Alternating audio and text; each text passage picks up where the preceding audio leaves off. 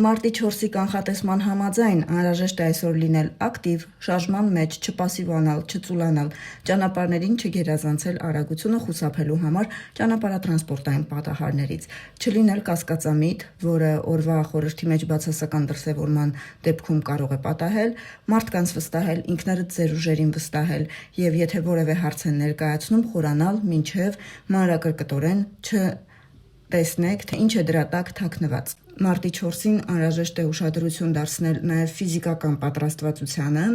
առողջական խնդիրներից խուսափելու համար, նաև անհրաժեշտ է, որպեսզի կարողանանք մեր ծնողների հետ, հատկապես մոր հետ, ունենալ կառուցողական հարաբերություններ։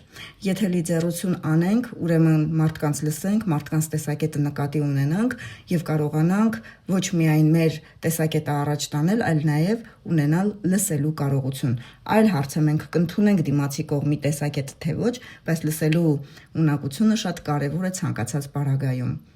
Եթե ցանկանում եք անհատական օրվա կամ ամսվա կամ տարեթվի վերլուծությունից օգտվել, ինձ մեկնաբանության դաշտում կամ անձնական նամակով ուղարկեք օր բառը։